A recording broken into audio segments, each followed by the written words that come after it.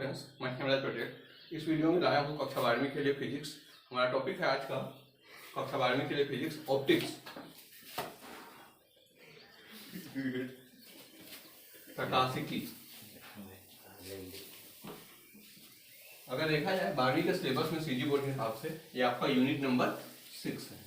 तो पहले जानते हैं हम लोग प्रकाशिकी क्या होता है। प्रकाशिकी भौतिकी का वह शाखा जिसके अंतर्गत हम प्रकाश, ऊर्जा और उससे संबंधित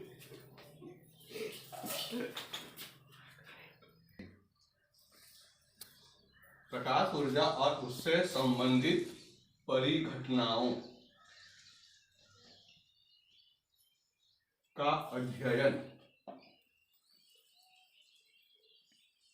क्या कहा जाता है? प्रकाशिकी कहा जाता है। भौतिकी की वह शाखा जिसके अंतर्गत हम प्रकाश, ऊर्जा और उससे रिलेटेड सारे इवेंट्स, घटनाओं के बारे में स्टडी करेंगे, क्या कहलाएगा? आपका प्रकाशिकी कहा जाएगा। ये भौतिकी का स्पेशल ब्रांच है। ठीक है, जैसे कि संबंधित घटनाएं, बोलने का मतलब जैसे प्रकाश है, लाइट के द्वारा हम किसी को देखते हैं, किसी का इमेज बनाते हैं, प्रकाश परावर्तन होता है, अपवर्तन होता है, ये सारी के सारे घटनाएं क्या कहलाती है? आपकी एक घटनाएं होती है और इन सब का पूरा स्टडी क्या कहलाएगा? आपका प्रकाशिकी कहलाएगा।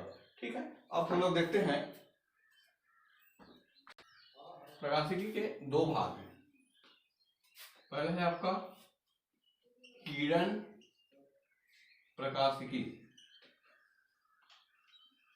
और दूसरा है आपका तरंग प्रकाशिकी। देखिए, इसको हम बोलते हैं रे ऑप्टिक्स और इसको बोलते हैं वेव ऑप्टिक्स। तो ऐसा स्टडी जिसमें हम प्रकाश को एक सीधी रेखा, एक किरण मान के अध्ययन करते हैं। ये माना जाता है कि प्रकाश जो है एक किरण है, तो उस प्रकार की स्टडी को हम क्या बोलेंगे? किरण प्रकाशिकी। लेकिन हम मानते हैं कि प्रकाश जो है एक तरंग के रूप में एक जगह से दूसरी जगह तरंग के फॉर्म में अगर मूवमेंट करती है, ऐसा मान के किया गया अध्ययन आपका तरंग प्रकाशिकी कहलाता है। और अगर हम माने कि प्रकाश एक जगह से दूसरी जगह एक सीधी लाइन में या एक किरण के भांति गमन करती है, ऐसा माने, तब क्या कहलाती है? हमारा किरण प्रकाशिकी कहलाती है। ठीक है, इसमें हम लोग देखने वाले हैं किरण प्रकाशिकी के अंतर्गत प्रकाश का परावर्तन, रिफ्लेक्शन ऑफ लाइट, प्रकाश का अपवर्तन। ठीक है, खास करके ये दो घटनाएं जो है हम किरण प्रकाशिकी के माध्यम से समझने की कोशिश करेंगे। प्रकाश के और घटनाएं होती हैं, जैसे कि आपका हो गया ध्रुवण, व्यतिकरण, प्रकीर्णन, और भी जो घटनाएं हैं आगे पढ़ने वाले हैं। इसको समझने के लिए हमें तरंग प्रकाशिकी का सहायता लेना पड़ेगा। ठीक है, तो हम यूनिट 6 में आपका जो पहला पढ़ने वाले हैं हम लोग प्रकाश का परावर्तन। ये आपका है अध्याय 9। आपके सिलेबस के हिसाब से हम चैप्टर 9 शुरू करने वाले हैं इस वीडियो में। ठीक है, ये शुरू करते हैं हम लोग क्या? Reflection of light.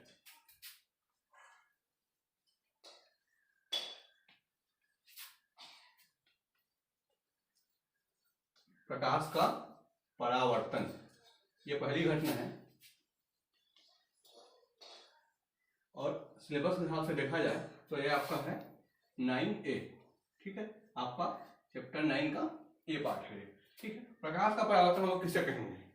प्रकाश का किसी वस्तु से टकराकर वापस उसी माध्यम में लौट आना प्रकाश का परावर्तन कहलाता है। ठीक है, मान लीजिए ये कोई वस्तु है, प्रकाश का किसी वस्तु से टकरा के वापस उस माध्यम, ये एक माध्यम है, ये दूसरा माध्यम है, तो दूसरे माध्यम से आ रहा है, टकरा के वापस उसी माध्यम में लौट जाना क्या कहलाता है?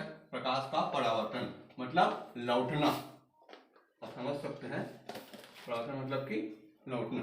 तो ये जिस सतह से टकरा रही है और लौट रही है, इसे बोला जाता है परावर्तक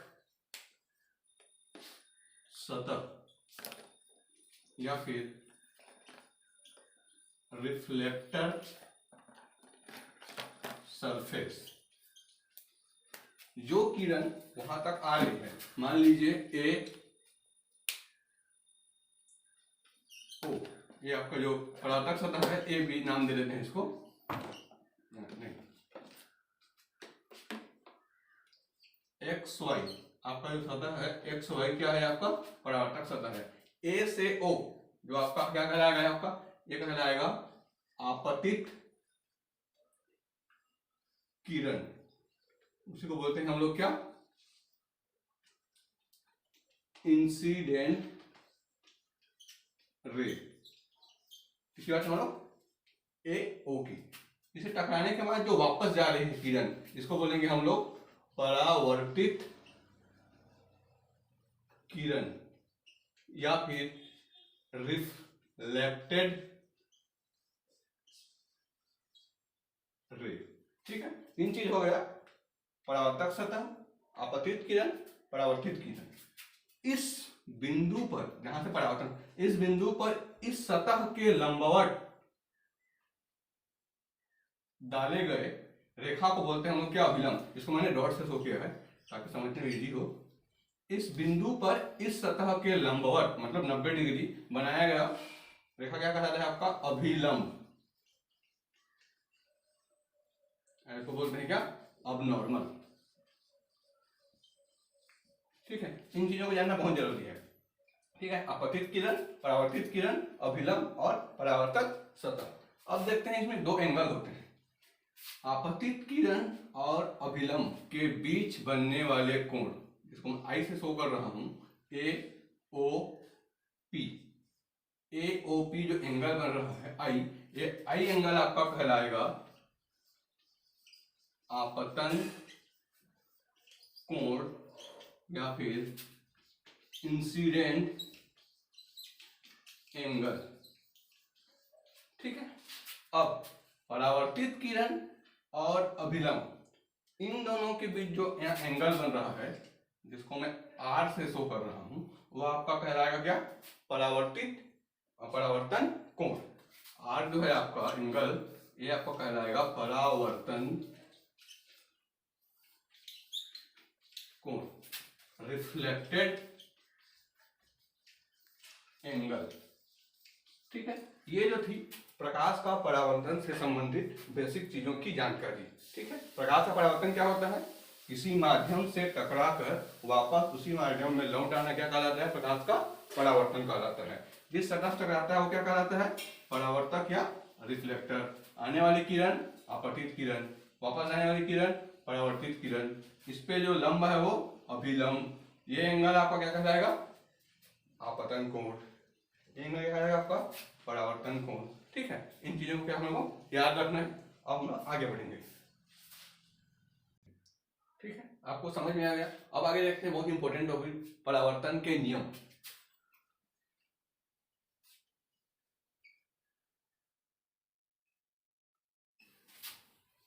परावर्तन का नियम क्या बोलेंगे इसमें, लॉ ऑफ रिफ्लेक्शन।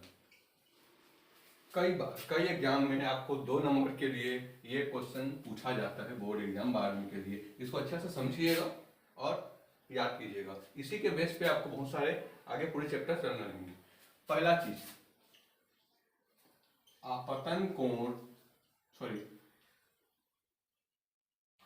आपतन कोण और परावर्तन कोण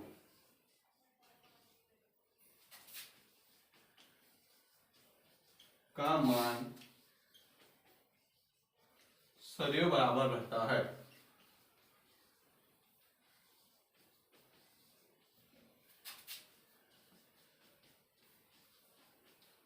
I इक्वल टू आर, हमेशा, चाहे आपका सरफेस समतल हो, चाहे समतल ना हो या कुछ भी हो, जब भी प्रकाश का परावर्तन की घटना घटेगा ये दोनों हमेशा बराबर होंगे, तभी हो पाएगा, वरना ये घटना घटित ही नहीं होगा। ये पहला नियम है। ठीक है, इंसिडेंट रे और रिफ्लेक्टेड रे हमेशा बराबर होता है। दूसरा नियम, आपतित किरण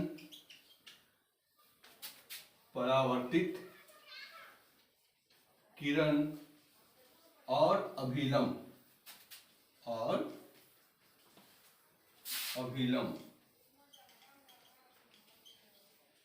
एक ही सतह में होते हैं, एक ही सतह में होते हैं। बिल्कुल सही बात। आप देख सकते हैं, जैसे आपको समझाया था मैं, मान लीजिए ये अभिलंब था, अगर आपतन कोण है, अपतित किरण और अभिलंब तीनों एक ही, मेरा जो बोर्ड है क्या है, एक सतह है, ये तीनों 1, 2 और तीनों एक ही सतह में विकसित होंगे। ऐसा नहीं कि पहला यहाँ है, दूसरा हवा में, तीसरा, ऐसा होना पॉसिबल नहीं है। तो दो बेसिक नियम है, इन दोनों नियम को पालन किए बगैर प्रकाश के परावर्तन का घटना कभी हो ही नहीं सकता।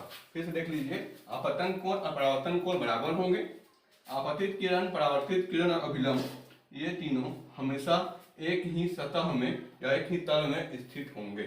ठीक, ये था बहुत ही जरूरी और बेसिक नियम। ठीक है, आगे देखते हैं हम लोग क्या, प्रकाश के परावर्तन के प्रकार। परावर्तन के प्रकार,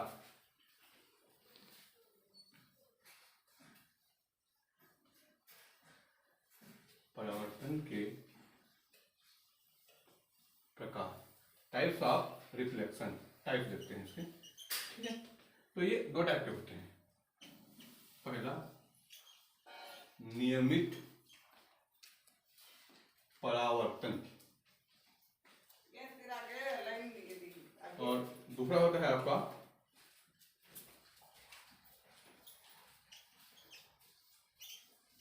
अनियमित परावर्तन। ठीक है, इसको बोलते हैं हम लोग अनियमित या विसरित परावर्तन। ठीक है, इसको बोलेंगे हम लोग क्या, रेगुलर, और इसको बोलेंगे इर्रेगुलर। रेगुलर और इरेगुलर रिफ्लेक्शन। ये जो रिफ्लेक्शन होता है आपका समतल और चिकनी सतहों पे होता है, समतल और चिकनी सतहों पे, जैसे कि आपका दर्पण हो गया, कैमरा हो गया। ठीक है, उस समय क्या होता है, आपका नियमित परावर्तन होता है। दूसरा अनियमित कब होगा, जब आपका सतह खुरदुरा होगा। ठीक है, तो इसको हम डिटेल से समझेंगे। नियमित परावर्तन, मान लीजिए कोई समतल सतह है चमकदार, अगर यहाँ आने वाली सारी पैरेलल समांतर जो किरणें हैं वो परावर्तन के बाद भी आपस में कैसे रहेंगी, समांतर। देख लीजिए, ये समांतर आ रही हैं और समांतर जा रही हैं। ऐसा इसलिए हो रहा है क्योंकि ये सतह जो है वो समतल है और यहाँ पे हर एक अभिलंब है वो क्या है, आपस में पैरेलल है। तो इस प्रकार के घटना को, रिफ्लेक्शन को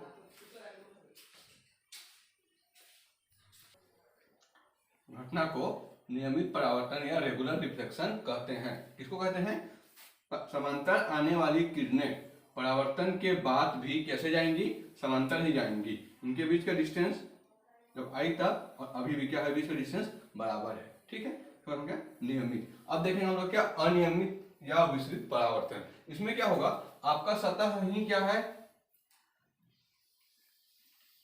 पैरेलल नहीं है।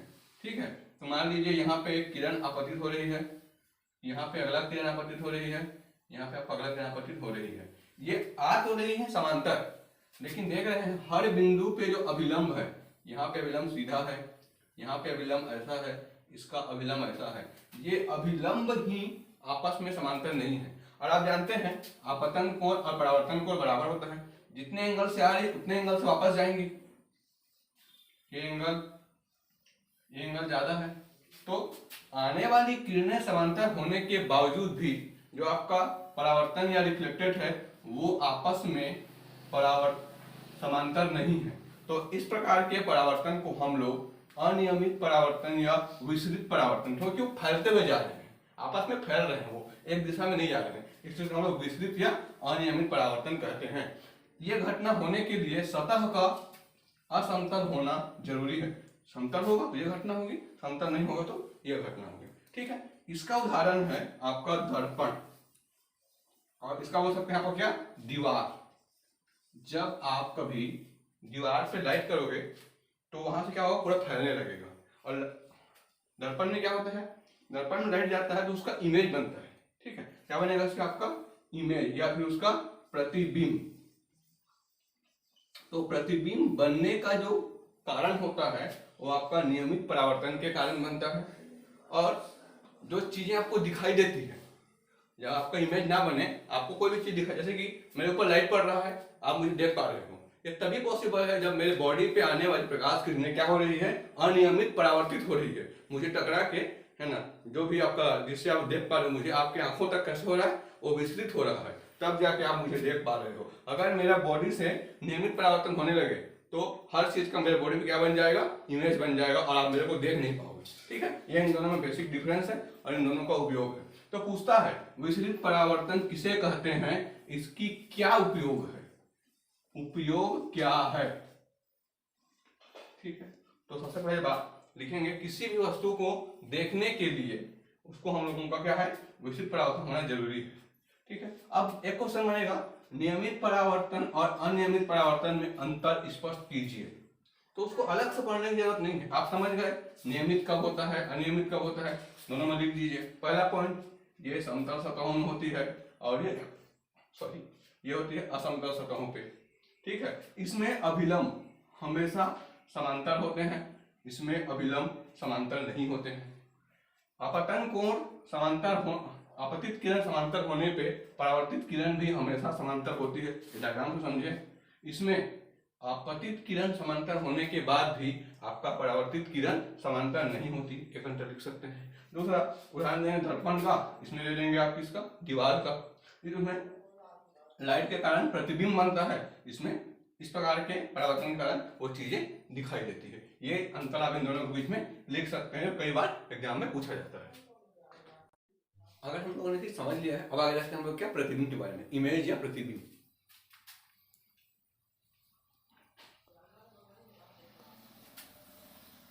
प्रतिबिंब या इमेज, इमेज क्या होता है, कैसे कहते हैं, कैसे बनता है, परावर्तन या अपवर्तन के प्रकाश के पश्चात जब कभी भी दो किरणें आपस में मिलती है या क्रॉस करती है तो वहां पे प्रतिबिंब का निर्माण होता है।